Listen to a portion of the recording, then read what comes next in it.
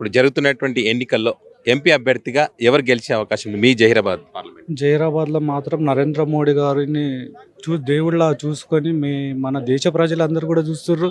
నరేంద్ర మోడీ అంటే ఎలా చేస్తుండు, ఎలా అభివృద్ధి చేస్తుండు కూడా అందరికీ తెలుసు. ఇప్పుడు మనకు కూడా ఎక్కడైనా వెళ్ళడానికి అయోధ్యకు కూడా ట్రైన్ వేసి మనకు అందరికీ ఎంతోమంది కులమత భేదం లేకుండా కూడా అందరినీ పంపుతున్నాడు. చాలా అందరు కూడా నరేంద్ర మోడీ వైపే మొగ్గు చూపుతున్నారు. ఇప్పుడు మాకు కూడా బీవీ పటేల్ వచ్చి మాకు కూడా జైరాబాద్లో విన్నింగ్ అనేది 100% అనేది ఉన్నది. అది కూడా మా నరేంద్ర మోడీ సార్ గారిని చూసుకొని, మరియు బీబీ పటేల్ 2 సంవత్సరాలుగా ఇక్కడ మంచిగా చేసిండు, మంచిగా గెలిచాడు ఎంపీగా. అందుకనే మనకు బీబీ పటేల్ ఈసారి జైరాబాద్ పార్లమెంట్ నుంచి కంపల్సరీగా విన్ అవుతున్నాడు.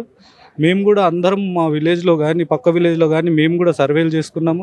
సర్వే ప్రకారం మొత్తం కూడా బీబీ పటేల్ వైపు మొగ్గు చూపుతుంది.